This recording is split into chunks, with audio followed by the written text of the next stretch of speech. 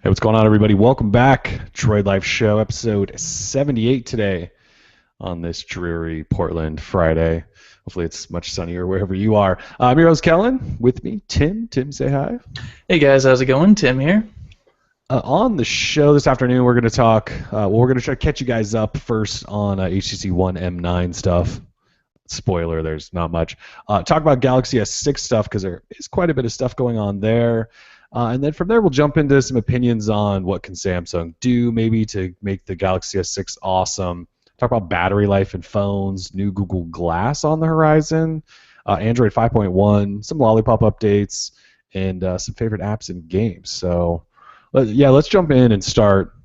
First of all, HTC One M9. When we were preparing for the show, it seemed like there was new stuff there to talk about, but I don't know that there really is. We didn't write anything up about the One M9 this week, which seems odd knowing that it's coming in like 3 weeks. So nothing really new actually on the One M9 front. There, somebody posted a picture earlier in the week of allegedly the gold version, but to us it just looked like the previous photos we had seen, but maybe in gold. Except we're all pretty sure that's just a protective case around the actual phone. So that's all that's really new there. Galaxy S6 stuff, though.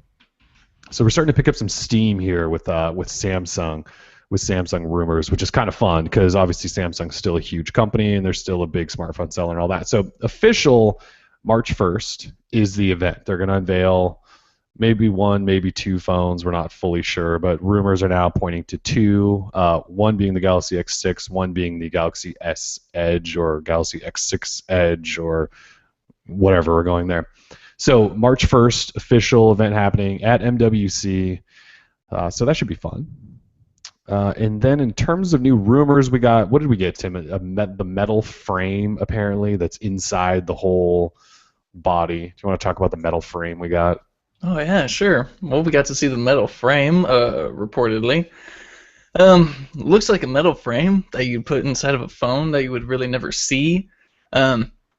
If this is all kind of shaping up to how, if this is going to play out the way it's looking, and that is the actual frame, then we are looking at possibly a Galaxy S6, which features no removable back, a battery which you cannot remove, 2550 milliamp hour size, metal frame but with a glass back possibly. I mean, there's just kind of a lot of stuff going on. But then again, there's apparently another version of an S6 which has a rounded display on one side, which they kind of teased in the MWC invite. So it's kind of getting crazy. My money is kind of on. So thanks to that frame releasing, one artist who is not associated with Samsung whatsoever posted some concepts of what he thinks it will look like taken from that frame. And I thought it looked kind of cool. Yeah, it looks a little plain. It looks a little iPhone 5S-ish. But,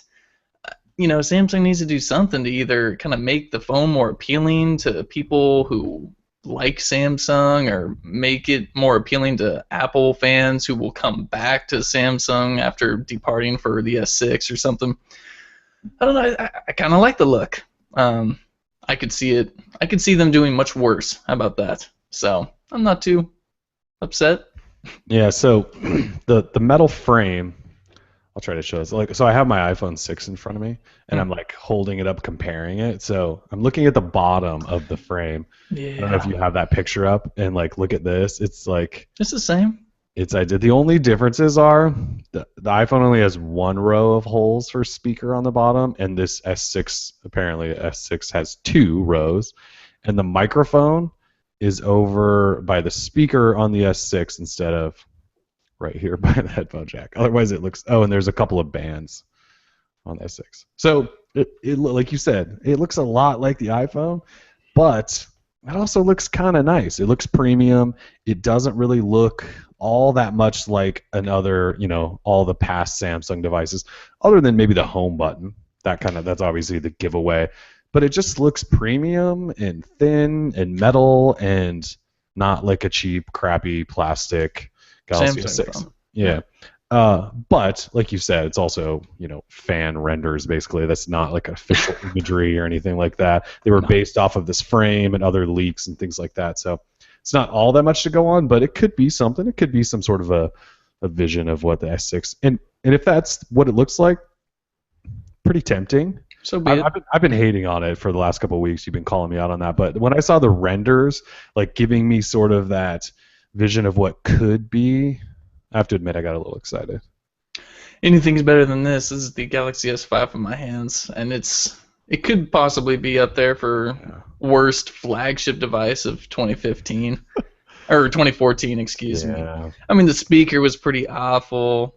Heart rate monitors completely useless. Fingerprint scanners ridiculous. It has the USB cover, so it's waterproof. It's stupid. My dog is scratching his head off and making noise. But yeah, the metal banding around the S4 or S5. The fake metal banding. Yeah, the faux metal banding. It's just with ripples in it. I have one too, right in my hand too. But yeah, it's an all-around pretty awful design phone, I think. The bezels are huge. the bezels grew over the S4 for some reason. We still can't figure out. Yeah. So if the S5 kind of even looks somewhat a little close to the third-party concept render, that would be okay with me. Like we talk about, I don't want to say I'm incredibly surprised that Samsung had such a terrible 2014, but when you look at this phone again, like I haven't used it much in the last 6 or 7 months. And then this Verizon version got Lollipop this week, so I put Lollipop on it and tried to use it for a while. And yeah, when you pick it up after not using it for months, after using like the One M8 for a while, the Moto X, the iPhone 6, the Note 4, which is obviously one of their products, you kind of realize maybe why they had such a terrible year. Like this thing it's plastic and it's cheesy looking and the quality's not there, and yet it has that flap and this stupid rippling in the fake metal, and it's like a weird pearly color. It's just it's pretty bad. The heart rate sensor on this thing didn't work. The fingerprint sensor barely worked. I mean, it was just yikes. It was all around. It was just a boring phone. I mean, even the M8 was some way it looks nice, with being metal and premium, had boom sound speakers. Like, it was a cool phone. The S5 is just boring, uninspired. Yeah. So not a good effort from Samsung, that's for sure. And they got hammered for it. Absolutely. So hopefully they come out with something big. Actually, speaking of the S4, so my stepmom's getting her first smartphone, and I'm sending her my S4 GPE just to give her a taste of a smartphone. And I was holding it the other day next to this S5 and just went, God, the S4 was a really cool phone. Like the design, the way, like how it was like all screen and it fit perfectly in your hand, and then holding this again next to it, I just went, ugh. Yep. Like it. Yeah. Well, hopefully it's metal and looks like this. Even if it looks like an iPhone, whatever. That's how Samsung jumped to success, right? Was copying the iPhone, so maybe that will help them get back on track. Yeah, that shouldn't upset anybody. I mean, if anything, that's good. Get back to your roots. Get back to what made you and so successful. Copying roots, yeah. Yeah. But speaking of that, we kind of ran a question of the day yesterday, 2 days ago, that said, what could Samsung do to get you interested in the Galaxy S6? Obviously, not a lot of people interested in the S5. For sure, our readers. When we've run polls throughout the last year asking what phone you have, and most people went Motorola, but there's some G3s and some other stuff in there, OnePlus One. Not really many of our readers. Well, Note 4 was a big one, but not a lot of people with Galaxy S5. So we asked, what could Samsung do? So for you, what would it be? Like, is it the metal stuff? Is it killing TouchWiz? Is it like all of the above? Like, what are the big things that Samsung could do to make you choose it? Yeah, I got a few. Definitely the design department has to be stepped up quite a bit. Reports have stated that Samsung is going to decouple a lot of their apps from TouchWiz, which would kind of help smooth up the phone's operation, which would be greatly appreciated. Who knows, and how drastic they're going to take it in terms of de-bloating the S6 and TouchWiz. It probably won't be too crazy. It's not going to be Nexus-like or anything. TouchWiz will still be there and will slow you down probably.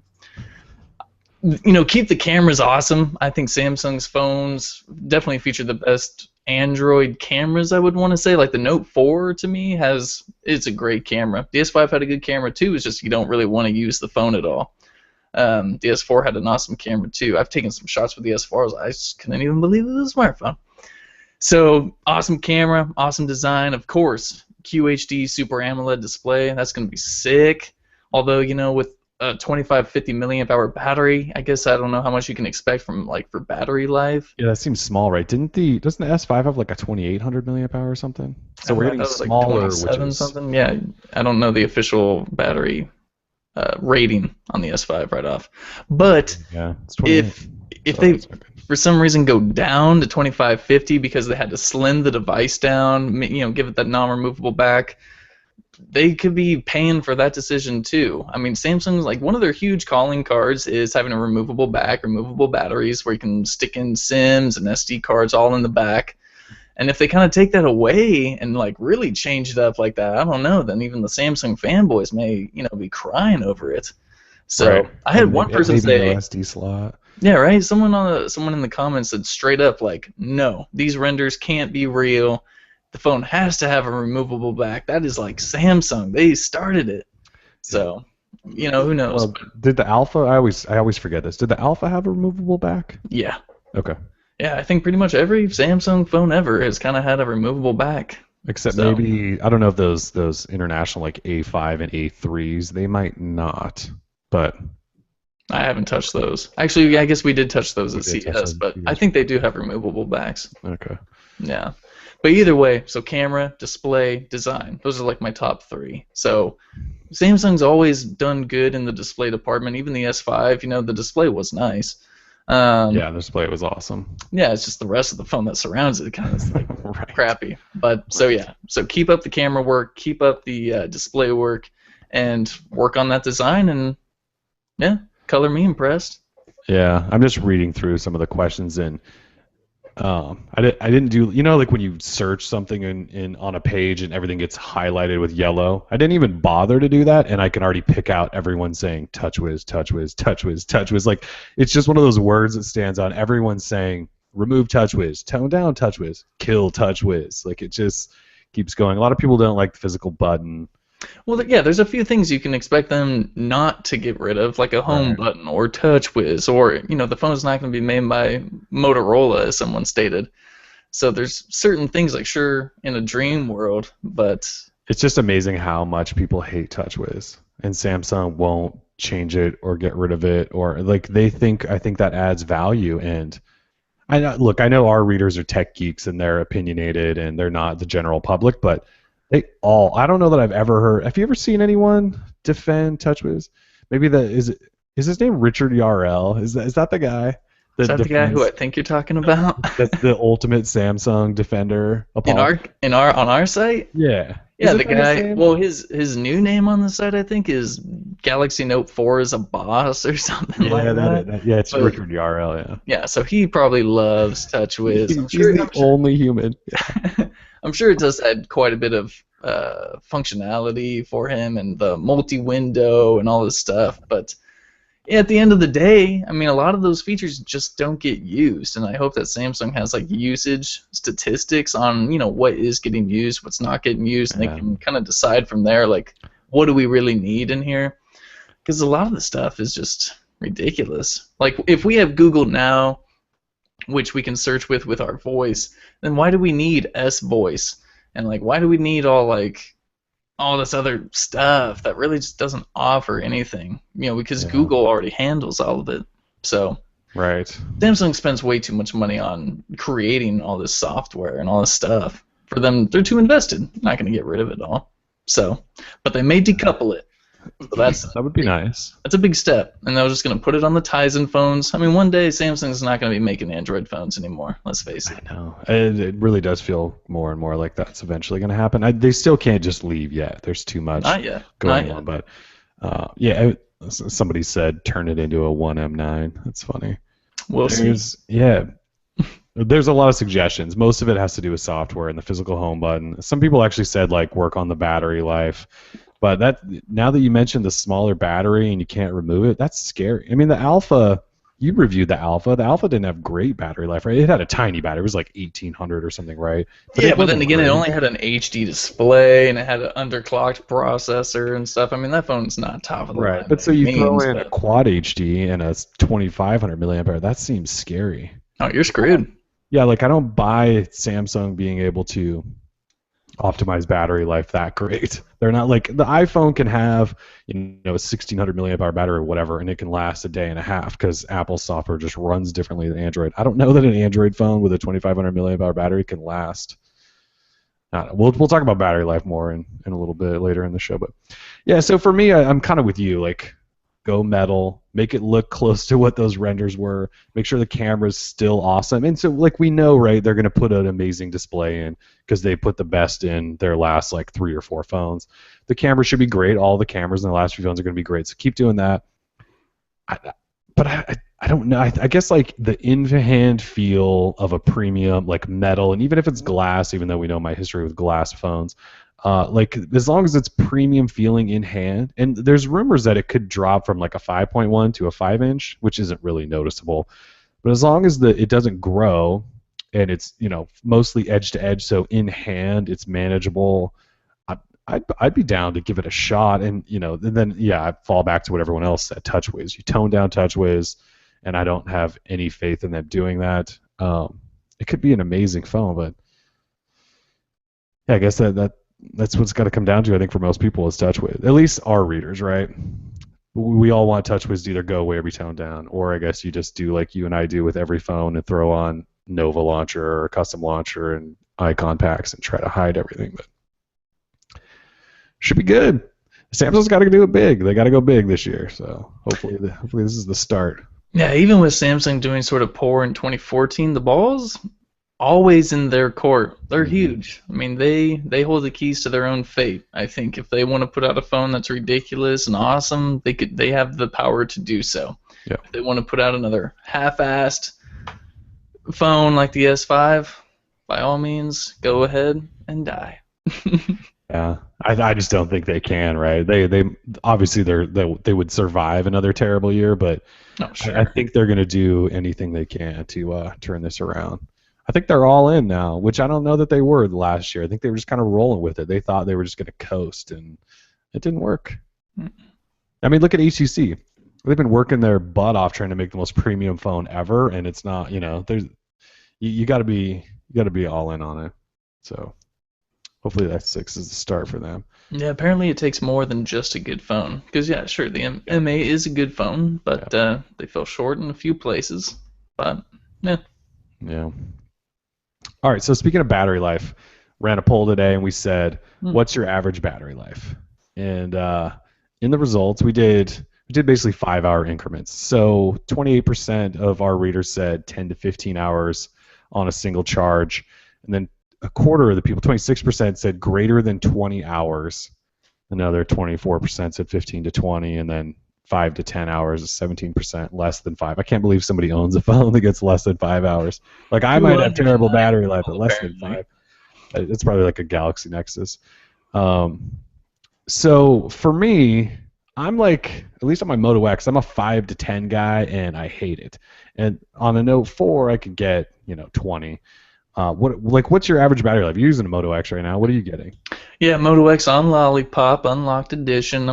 I put 10 to 15, just because I play a lot of games and I run live wallpapers. I could care less about my battery life, really. Like, I'm always kind of near a port or a charger, so I don't worry about it too much. I play a lot of games, that I'm always writing up or something, so I kind of use my phone quite a bit. But it would have to be 10 to 15 or 15 to 20, just kind of depending on the day. Like, if I don't do much and it's just sitting there on Wi-Fi, I'll go a whole day, no problem. But, when I'm actually using it, it could be 10 to 15. The Moto X on Lollipop is just not that good in terms of battery life. Right. So I've been hearing lots of complaints about Lollipop lately. I've been hearing a lot of complaints, too, but just from you. Well, I mean, when we're posting up like Lollipop updates, like the Galaxy S5, not to change the subject, but like the Galaxy S5 on Verizon update, like a lot of people complain that basically ruined their phone. And like Nexus 7 people have been complaining about it for a while. Lollipop, as pretty as it is, doesn't appear to be the greatest update ever. So, anyways, the reason I want to talk about it on the show is because we were talking about it off air, but like all of our readers, I swear, like 98% of our readers, even though the poll numbers don't necessarily say this, but everyone in the comments is like 5 to 6 hours screen on time, 20 hours of battery life. Who are these people? If you're listening right now, like tell me, like, how are you on your phone for 5 to 6 hours with the screen on for one in a day, and how is it not dying in like 4 hours? So I average, I would say, close to 2 hours of screen on time, and I'm at home like you, like on Wi-Fi all day, and I'm using AT&T at the moment on this Moto X. I get pretty decent AT&T coverage here. I think like 4 bars or something like that. So it's not like struggling to find a signal, but I'm also on Wi-Fi, and my Moto X may be doomed anyway. The battery might be shot or something, but I can't get 14 hours. I can maybe get 12, and then I'm charged. Like I wake up at 6-ish, 6:30-ish. I have to be on that charger by 5 o'clock because I'm at like 20%. So how much screen on time do you average in a day? That's a really good question, actually. Like I usually right around 2, but our readers are all like 5, 6, 4, 5, 6, 7 What? hours of screen on time. Like I don't even know how a phone lasts. Like some of these readers are saying like they get more screen on time than I even get on a charge. I feel like sometimes. Like what So am I here, doing? yeah, What am here, I doing wrong? here's the problem. So it's 2:55. I took the phone off the charger at about 7:45 p.m. I'm at 80%, 79% to be more specific, but my screen brightness is at 75%. But right now it says the screen has taken up 3% at the highest of my battery, and it's only been on for 26 minutes total today. So I haven't really done anything. And Yeah. if you would kind of factor all that in and sort of math it out, I would get to only like an hour of screen on time in a day before it would be dead. So It to still sounds me, pretty good though. You've only dropped 20%. I know you an haven't. hour?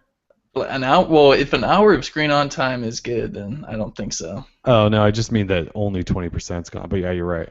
I don't know. Like The I've phone's just never. been sitting here all day, so I don't even know how I'm possibly.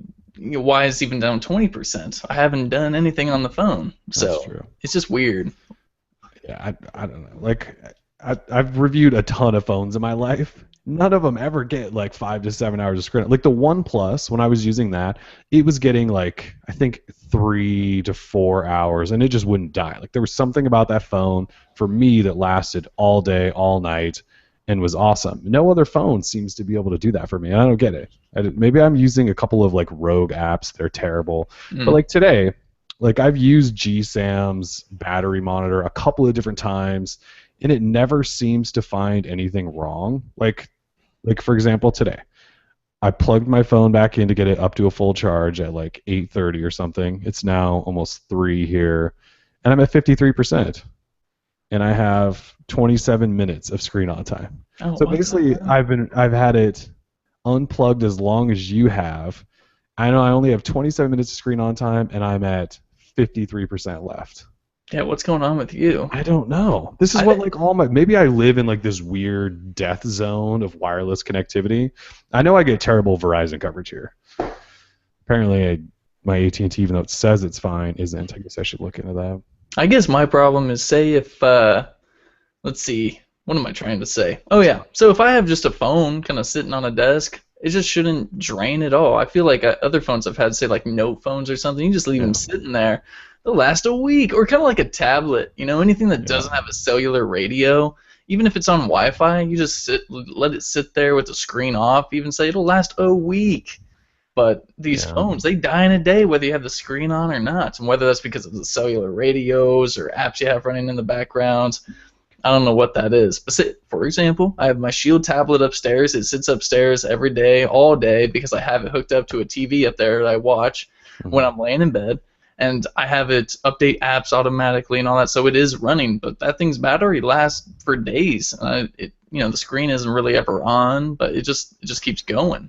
Yeah, I mean, like phones, obviously, it's the cell radio in there which does it. But not to keep bringing up the iPhone, but my iPhone on Verizon, and again, I like definitely am in a terrible Verizon area. I get like 2 bars.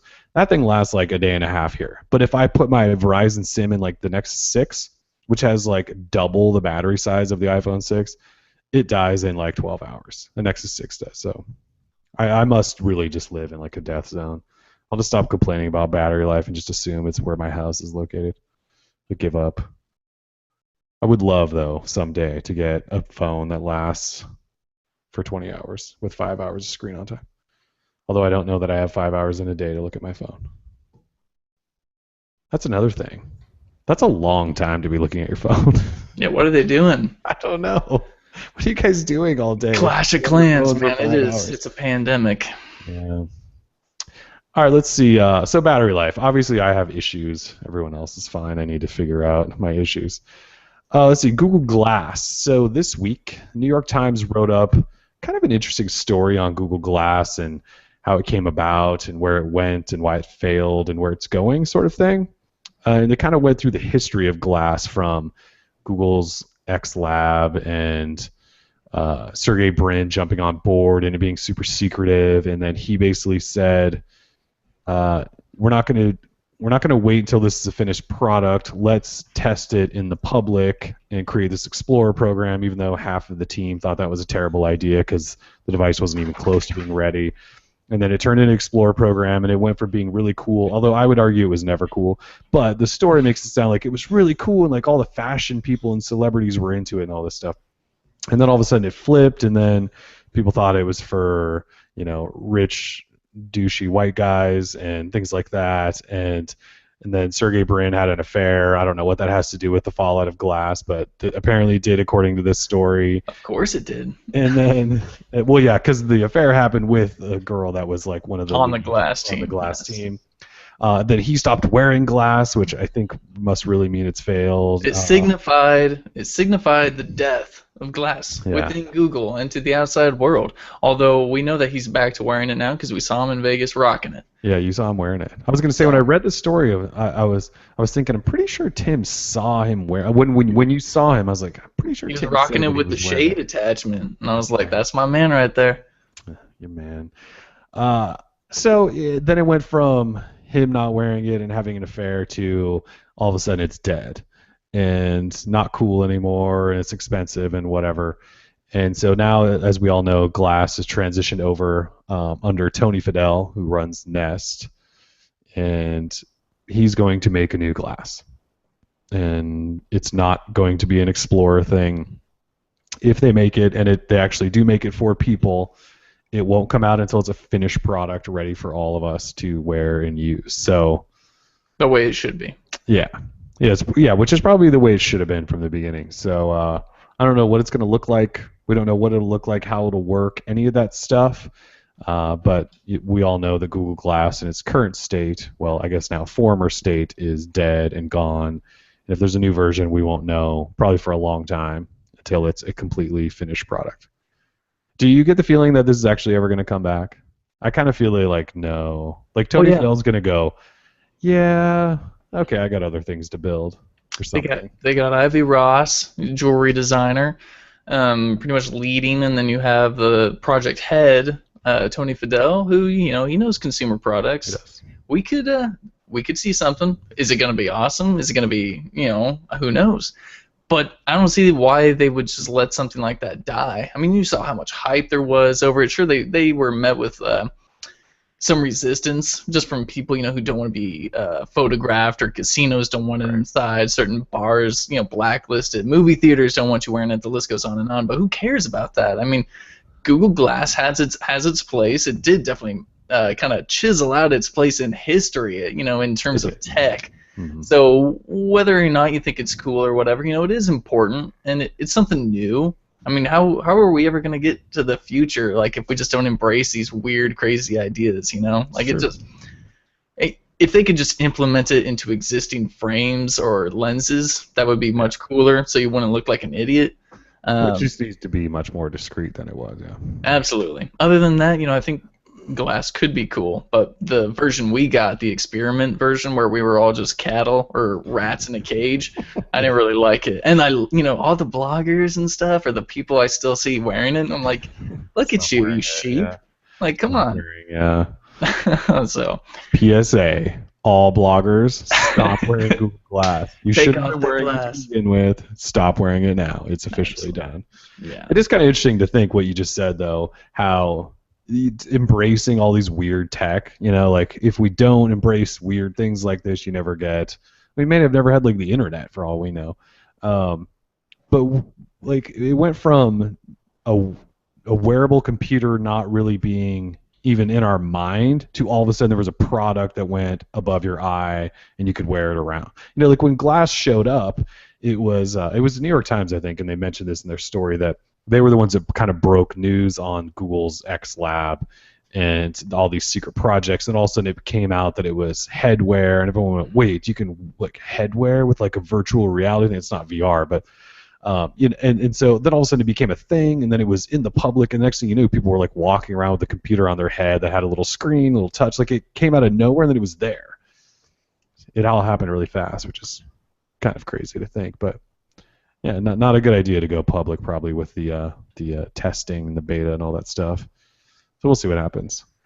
It was very Google though, you know, very It is. Google. So and I can appreciate googly things. I don't like everything Google's done. Like I never signed up for Google Wave, or you know some Good, of the services they release. You know, some of it I think is stupid. But self-driving cars and stuff, that's cool. That's cool. Google Fiber's cool. Mm-hmm. You know, if they want to get into the wireless industry too, that's cool. Mm-hmm. I'm cool with them changing it up a bit. They're a company, yes, they are for profit. I got hated on last week because I was like, Google is trying to change the world. And like they just do things a little differently and I from other major corporations who do have shareholders. And I enjoy the freshness that they kind of breathe into some of this old crap. You know, like Verizon, some of these like legacy companies who are ran by the 80-year-old dudes in the chairs smoking huge cigars and drinking Cavassier and stuff. I'm tired of it. So I like Larry Page. Seems like a cool guy. Larry Page just disappeared. Larry Page is like non-existent at this point. He is non-existent. He's like a ghost. It's very weird. Yeah, him because remember he stepped back in to take over, and Eric Schmidt, you know, stepped down or above or sideways or whatever he did. And Larry Page was back, and he was going to take over and lead him in a new direction. And then the weird thing happened with his throat, and he's gone again. I don't even know. He's probably still doing day-to-day stuff, but don't you feel like he's just kind of gone? And Sergey Brin's doing whatever. Yeah, Sergey can do whatever he wants. He's really just in charge of whatever he wants to be in charge of. They kind of mentioned that in the piece about Google Glass, where he has the kind of an attention deficit disorder when it comes to projects. Project deficit disorder or something they called it. So he really just kind of jumps to whatever fits his needs at the time, which, hey, dude, I'm sorry, I created Google. I'm going to do whatever the hell I want. Yeah, you kind of see that with him. It's not like I've ever met him, but I could totally see him being one of those guys that he obsessed about Glass for a while, and then when it wasn't really that cool and he probably got a little bored with it, he just kind of passed on, and then he started having an affair or whatever. And then he decided to go he's probably working on something else that he thinks is really cool right now. I could see that in him, just maybe some of his tendencies and see him in public and stuff, that he could be that type of guy. Yeah, absolutely. I mean, all pure speculation, but the whole affair thing is kind of ridiculous on why he would join Glass team, and there just happened to be that chick there on the marketing team or whatever. I don't know. It's sort of, I wish we'll never hear more details about that because it's Sergey Brin. He's a billionaire. Right. But at the same time, you could have just wished you could have been a fly on the wall in the room or something. And you're like, what were these guys talking about? So it's very interesting to me. I love a good drama. Yeah, we never get that tech Silicon Valley affair drama Love triangle. Yeah, absolutely. Because Hugo Barra was involved, right? Like that was his girlfriend, right? Okay, yeah, that's right. Yeah. So you're right. We don't get that stuff very often. So when you do, you're kind of like, oh, drama, relationship stuff that we don't ever talk about. Yeah, good stuff. Hugo was there, so at the I.O. where Sergey did his huge entrance with Glass and the skydivers, Hugo was walking around with that girl, and Hugo was easy to spot. He's kind of a short guy, and then the girl was a little bit taller than him, and then Sergey's walking down the hall, and it was just like very odd, you know, like you just want to be in their minds for like a split second. Like what's going on here? So good times. Google Glass. We're glad it's gone, but I think it'll be back. That was the original question. I do think it will return.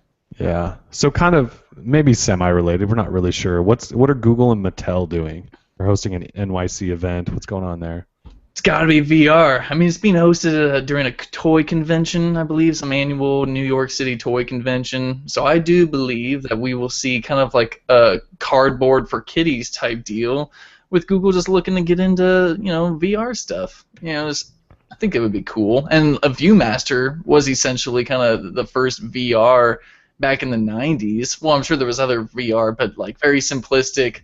Hey, like I'm in the Grand Canyon. Oh my God, no, I'm not. So it's kind of I forget what they called them back in like the 30s or 40s, like spectrograms or something like that. There was a different name for them. This stuff is super old technology, but I could see Google getting into some kitty VR. Yeah, so Google sent out invites, or Google and Mattel sent out invites to select press. I don't believe any Android site got it, so I don't know that it's Android related whatsoever. And it says view what's possible, and it shows, what do you keep calling that? A viewfinder? ViewMaster. A ViewMaster. I guess I never knew the name of that. I know the toy and like the little card things that spin around or whatever. Yeah. It's got a ViewMaster kind of resemblance on it, basically like this circular card thing. And yeah, we think it'll be some sort of toy. Yeah, it says, well, there's a product debut. Yeah, it says a product debut, briefing, and demo. It's at, February 13th. So yeah, who knows? Could be a little cool thing for kids or something. It's Google getting together with toy makers and. Yes, I don't think it's gonna be revolutionary. Well, maybe it could be. Maybe. I don't know. It could be cardboard, like you're right though. Yeah, I just feel like it's not going to be anything too crazy, expensive, or cool per se. Could be fun for kids though.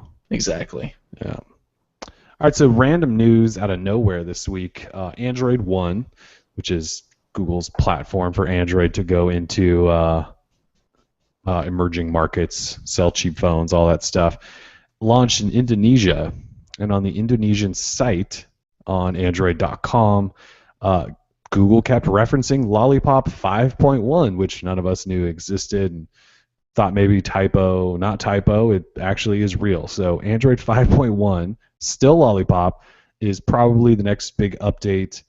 And if you live in Indonesia, you can go buy an Android One phone right now, which is already running Android 5.1 Lollipop. There's no updates out for Nexus devices or anything yet. We don't really know of any new features other than maybe some tweaks to the quick toggles and Bluetooth and Wi-Fi. Other than that, it's kind of weird, like that it showed up. We didn't go to 5.0.3. We just jumped right up to 5.1. So you kind of wonder what was worth the big jump there if there wasn't some sort of major change. And it's not like 5.1 needed to be whatever the next letter is in the alphabet, but it seems like a big enough jump to go from 5.0 to 5.1 that maybe it would change a whole bunch of stuff, but we just don't know because it's on Android One. So, but that's coming. Could be soon. If Android One devices are already running 5.1, hopefully it's coming to Nexus devices and it's going to squash the what seems like never-ending list of bugs in Lollipop. Anything's possible. Anything is possible. Yeah. Speaking of Lollipop, updates starting to roll out now to carrier devices. Sprint, One M8, and M7 getting it this week. Dev and unlocked M7 as well. And yeah, the Verizon Galaxy S5. I think everyone was shocked. When I saw the Verizon's Galaxy S5 was getting Lollipop, at first I just kind of went, oh, that's cool. Verizon jumping ahead of everyone. And then when you look around and realize that Galaxy S5 on AT&T, T-Mobile, Sprint, none of those have it yet. So Verizon is the first to push out Lollipop to the Galaxy S5, which is kind of crazy. Every once in a while, Verizon does that. Like last year, they did it with the Moto X 2013, got KitKat first, and now with the Galaxy S5. Kind of crazy. And nobody else has had it. So, or did the Sprint Galaxy S5 get it? It might have. Lollipop? Yeah, didn't it just get it this week too? Yeah. I swear I wrote that up. Yeah. So, but yeah, Verizon first. I ran it. We did a little tour of it. It's like Samsung touchscreens. Yeah. Notifications added to lock screen. Smart lock, trusted Bluetooth devices are in there. A couple other things. They did add download booster, or finally activated it. I don't know if you remember that when the Galaxy S5 and Verizon came out, they disabled download booster. It's activated, I believe, now. Somebody else said that you can now use PayPal payments with the fingerprint scanner on Verizon now, and you couldn't initially. I just haven't used it for so long, I forgot that those were gone. Yeah, Lollipop, though, starting to roll out. Big time. To more devices, finally. Let's see. So, FCC Chairman Tom Wheeler. I keep calling him Ted Wheeler, by the way. I have to keep correcting it when I'm typing, because Ted Wheeler, I think, was a senator in Montana, where I'm from originally. And so whenever I see Tom Wheeler, I think Ted Wheeler is really weird for whatever reason. Anyways, he came out and said for net neutrality, he is going to. Let me get the quote here. He said the internet must be fast, fair, and open. And he is going to submit to his colleagues the strongest open internet protections ever proposed by the FCC. He's going Title II with internet, so that all the broadband and wireless carriers essentially just become common carriers. Kind of makes it a utility, and it's a whole big topic that would probably take an entire show to dive into. But basically, Tom Wheeler is going to try to protect the internet as it is today, so that carriers can't say you can access this web page and not that one, or you can access this one faster than that one because this one's paid more, or this app won't count against your data because they've paid us, but that app over there will, or you can't view this porn site because we don't want you to, but you can view that one because they've paid us more. You know what I mean? It's like a never-ending sort of terrible idea that the internet carriers could control what we see, when we see it, how fast we see it. So this should protect that. That's kind of the basics of it. But we weren't sure that the FCC was going to come out with these sort of strong protections proposal sort of thing. But it sort of falls in line with what Obama said. I believe it was is that November when Obama came out? Yeah, November, and said all that stuff. Now Tom Wheeler kind of jumped on board with him.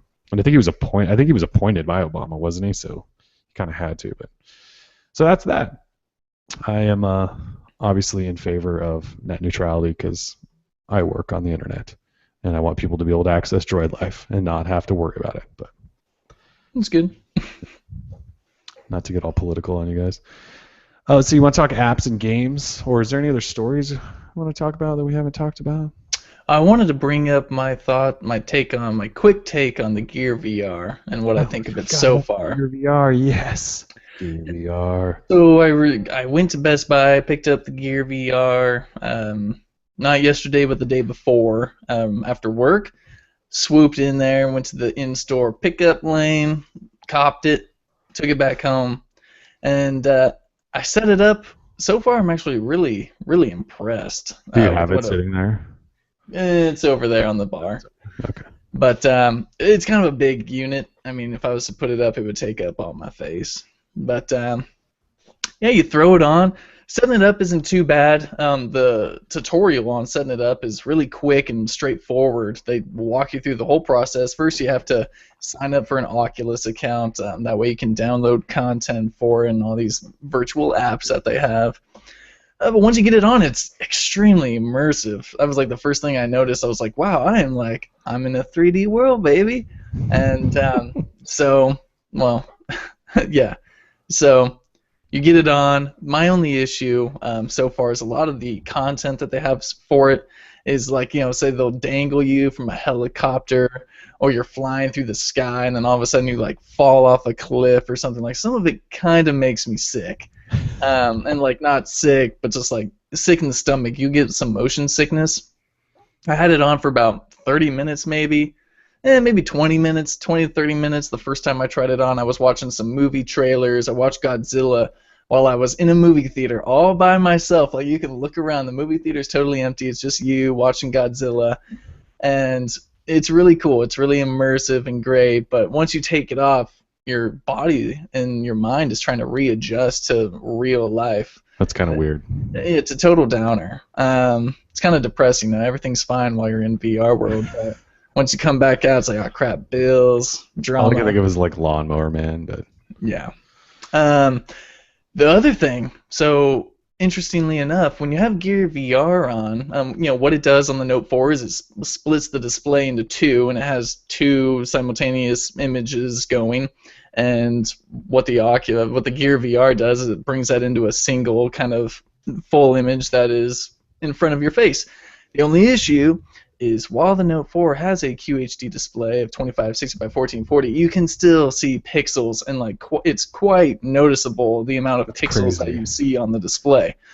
So my plea to Samsung is that the Note 5 or whatever phone that they can make that is compatible with the Gear VR, because think about that, the Gear VR is only compatible with the Note 4. Yeah. And when you actually plug in the Note 4 into the Gear VR, you can see why. I mean, the VR is completely shaped to the Note 4. Only the Note 4 can fit in this thing, unless they somehow made adapters or something, but I just don't see that happening. Mm-hmm. So I need a phone that's like a Note 4 but has an even higher resolution You need display. a 4K or 3K or whatever is next display. Yeah, straight up 4K. And just so I can not have pixels in my virtual reality. Because it kind of takes away from the experience, you know? Like, I was watching the Interstellar trailer while I was on the moon, chilling next to the rover and stuff, and the moon lander. It was awesome. But there was pixels. So as cool as any experience is in VR world, there's pixels involved.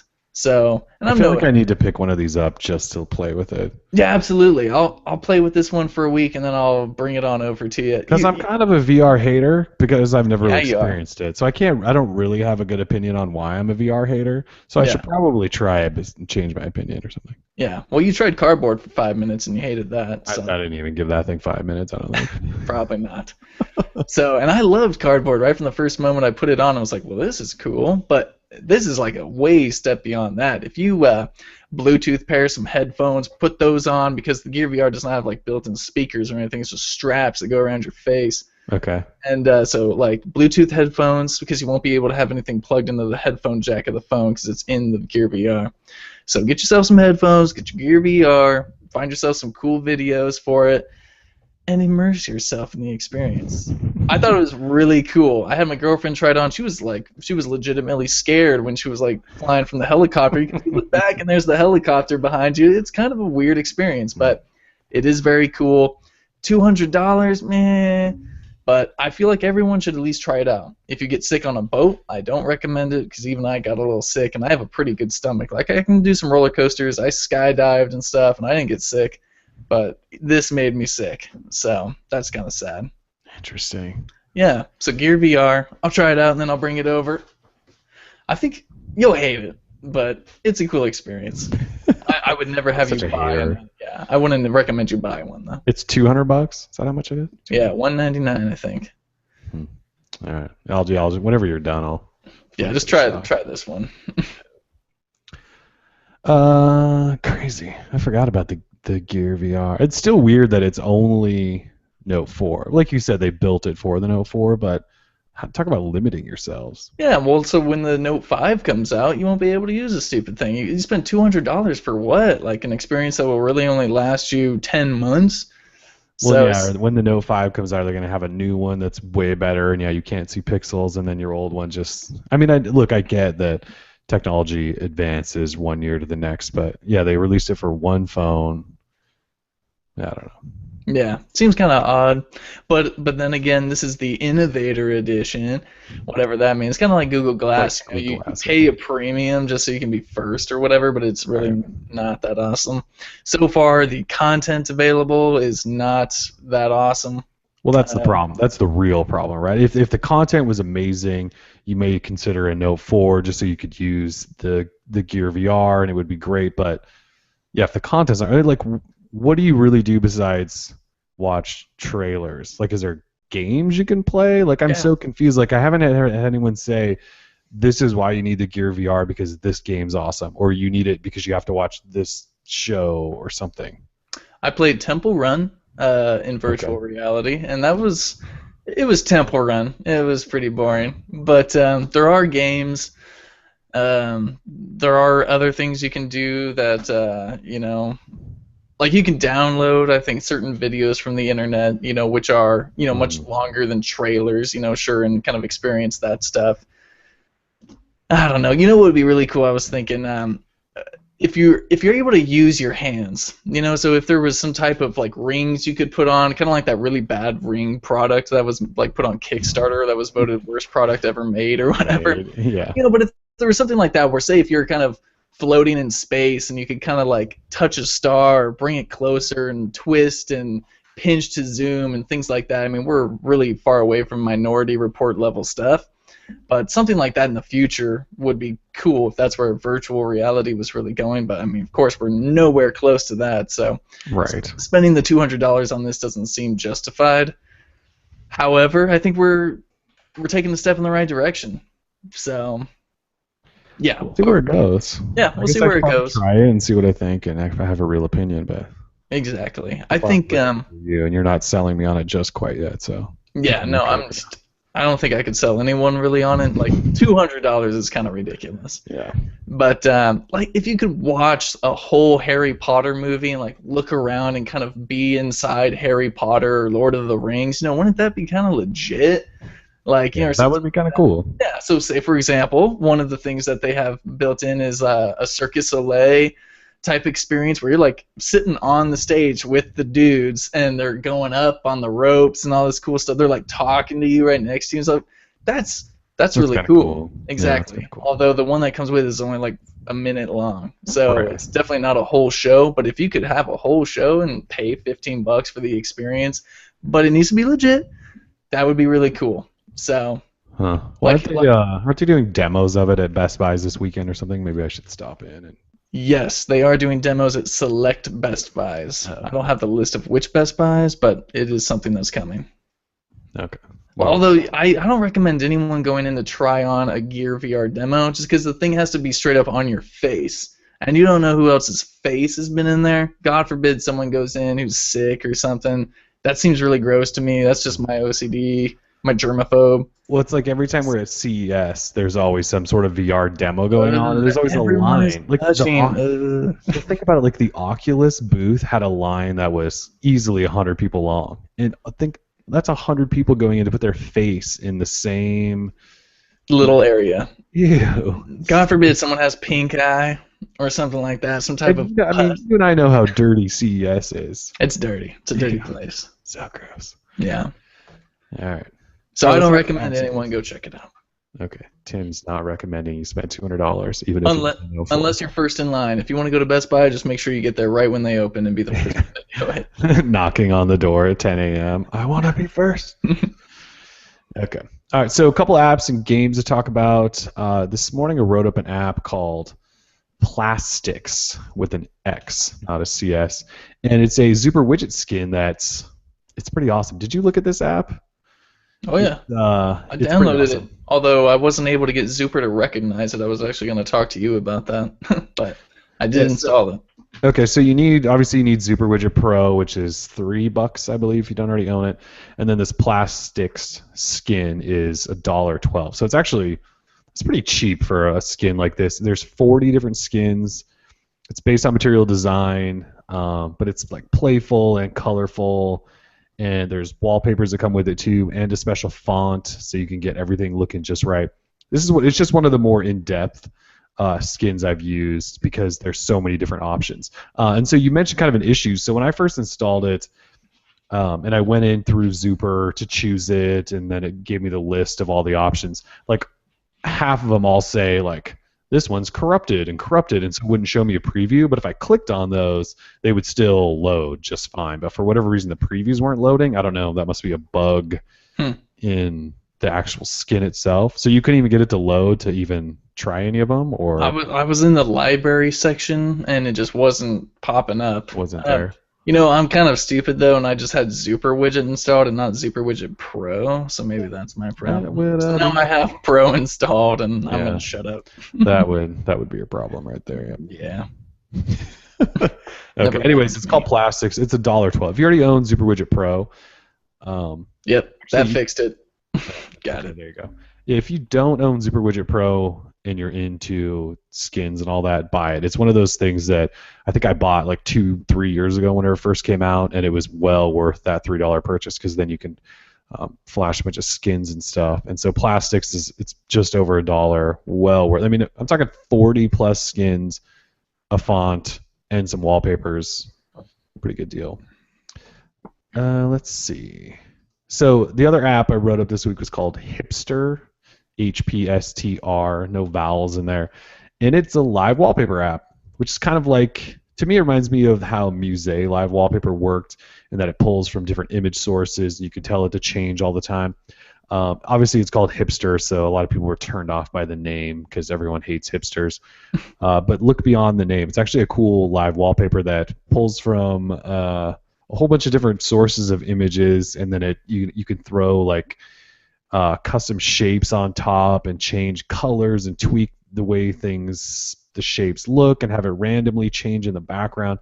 Really, really cool live wallpaper app. And again, if you like Musée, it's kind of along those lines, but I guess a little more hipstery or something. I mean, Musée is like pretty hipstery, but really cool. HPSTR, and it was, how much was this thing? Like $3? I think it was like $3. I thought it was free, but yeah, it could have been like $2 or something. It is. Yeah, I want to say it was like $2.50 maybe. Well, again, well worth it. We wouldn't write these apps up if we thought they were complete crap and not worth your money. So it's like $2.50. I thought it was cool. I'm still using it. Well, I was using it on a different phone. I'm now back on the Moto X, so I need to put it on the Moto X. And you're still using it, right? Absolutely. Yep, I love it. I like that you can pull from different sections, and so that they have Earth porn and star porn, and I love that type of stuff. Beautiful pictures on there. So. Yeah. Yeah, good app. Good find. Yeah. What do you got? I've got a good one. I've got Game of Thrones, Episode 2 from Telltale Games. The Lost Lords is the second episode for the Telltale Game of Thrones series. Franchise, I guess you want to say. Yeah. It's not at all related to the show, although we are all anticipating the Season 5 launch in April, I believe. I think it's April, yeah. Yeah, boy, am I excited for that. Mm-hmm. So, but we won't talk about that. Just this game alone, it follows a different story. This time you're kind of switching between the Wall and King's Landing. Your characters do interact with characters you'll know from the show, like Jon Snow or... oh man, I'm forgetting her name. The Joffrey's mom down in Queen's Cersei, yeah. Cersei, thank you. I always think that's a guy's name, so I don't recognize it as her name. Cersei just kind of sounds like a guy's name to me. Anyway, you're down there chilling with Cersei. I don't know if you gonna get to destroy her in this episode 2. That would be nice, though, if you get to kill some of the people that you hate in King's Landing. Did you play episode 1? I tried to play episode 1. I got about halfway through. Okay. The first thing I did is I loaded it up on the Nexus TV, or Nexus Player, and it just was not working. There was a huge audio glitch going on, so then I tried loading it up on a tablet, and it was okay, but I want like a gamepad. It was just too much of a hassle, but I really did enjoy it. I don't have all the time in the world to sit down and play a Game of Thrones game. But The Lost Lords looks very cool. Spoiler alert, they are new characters, so you don't have to play the first episode, but you will have to download that initial app to do the $4.99 in-app purchase to get Lost Lords. So I would highly recommend you play the first episode and then the second episode, but you don't have to. It's up to you. Or you can get the season pass for $20. I think you'll save like $5 in the long run. That's just if you gotta have Game of Thrones, and there are a lot of people out there who just gotta have whatever it is Game of Thrones, even though it's not related to the show or the books. Right. By all means. Story, yeah. Yeah. So it seems like it's doing really well in terms of I've read a couple of reviews of it, and it's not just me who's saying it's cool; it's everybody else too. So that's good. Awesome. I'd like to play them. Like, I wish I could have finished all of the Walking Dead episodes too, because that was fun. But see, that was fun. Time, yeah. Yeah, and it's pretty much the same thing. Like, if I could get it working well on the TV with the Nexus player, we'd be in business, because that thing comes with a controller and all that. But instead, I have to load them up on the Shield tablet and use the Shield controller, and it's already hooked up to the monitor I have upstairs for watching Netflix every night. So no, I just can't do it with my current setup. Problems, yeah. Yeah. All right, cool. Well, anything else? Any other apps, stories we missed? No, I think I've said everything I need to say. I think so too. All right, cool. Well, yeah, we should be back next week. Absolutely. Should be here. It's the 13th. It's not even Valentine's Day. We'll be here ready. Nah, yeah. So we'll see what happens next week. But I'd imagine we're going to keep getting additional like Galaxy S6 stuff, maybe some new HTC stuff. The closer we get, the more more credible leaks we'll get. So it should be fun. Got more stuff coming. So yeah, thanks for joining us. This has been DL Show episode 78. Have a safe weekend. We are out. Peace. Peace.